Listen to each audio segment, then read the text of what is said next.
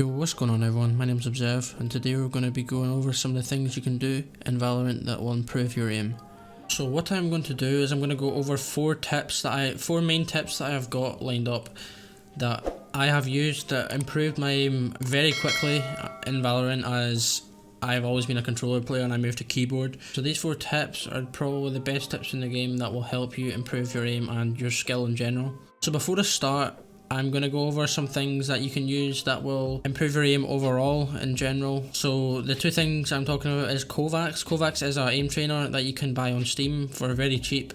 I will link it down below if you want to buy it. It's a really good aim trainer for every game. You can put your sensitivity for any game. And the other one is just the training section on Valorant itself. It's actually really helpful in practicing your abilities, your guns and your aim. So I would highly recommend you do this to warm up at least once every few days. So the first step I'm going to be going over is spray pattern. Spray pattern is basically learning your recoil. When you spray, you should always be aiming at their head.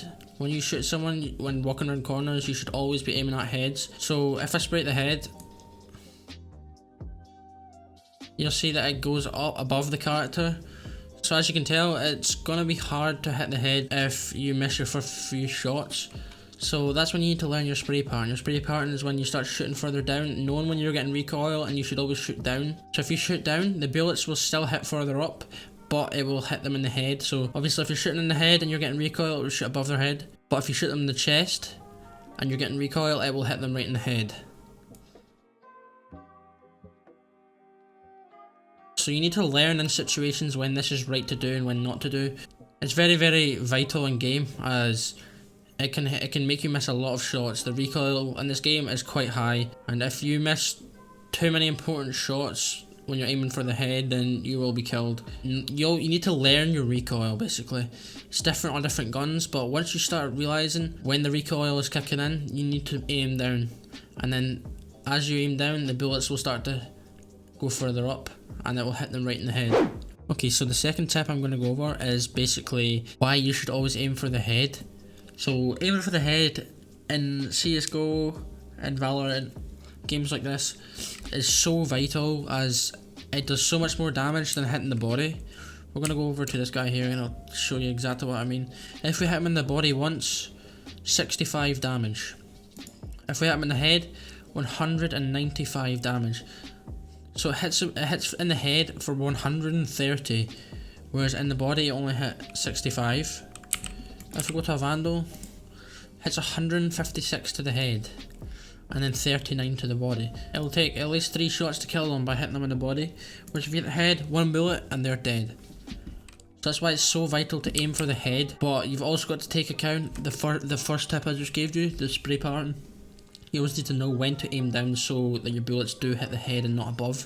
So when you're doing the aim training, you should always just aim head height. You can use this for practice, just always aim head. So when you're on the training map, you can click F3 and you can change the settings for the bots. So usually I like to play on medium. Hard is like, it's really hard, it's hard to play on, so I wouldn't recommend it unless you're really good, which you wouldn't be in this video. So I would recommend medium or easy if you're struggling. And I don't really change anything else, but you can if you want. You can add bot armor. But if you're aiming for the head anyway, you shouldn't really need the armor. And infinite ammo I always have on. Another thing I sometimes do in this is I start and I always aim in the middle. I always aim here. This is how I learn this is how I get used to my flicks. I aim in the middle and then I just flick to them wherever they go. Like that, and then you go back to the middle. Before you go to the next one, you go back to the middle. So this is a good way to learn your flick shots and your reaction time, especially if you're on medium. Usually this one's quite hard, so you can go on easy for this one, or you can stay on medium if you want a challenge. Okay, so tip number 3 is basically to stop moving when you're shooting. This is a basic one, but too many people don't actually notice when they are shooting someone that they're actually moving by accident. It's just a habit that some people will come across.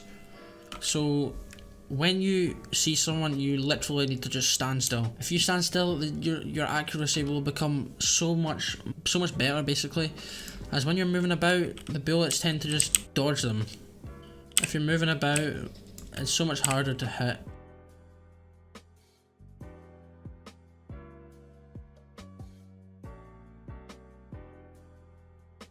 you can get lucky if you're moving about, but 100% is better to just stand still and you'll get much better shots off on them. So always make sure that when you're in fights to stand still, and you can even crouch if you really want to, but as long as you're not moving about WASD, then you will hit more shots.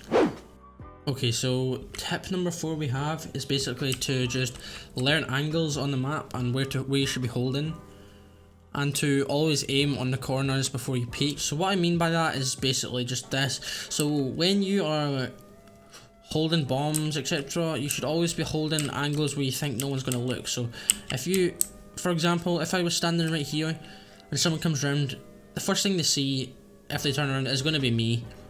So instead of standing this angle, it's probably better to stand this angle, so they have to turn more to be able to see me.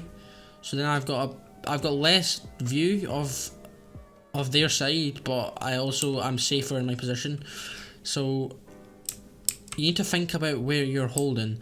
Another thing what I mean is, say for example I want to be a bit aggressive and I want to go around the corner.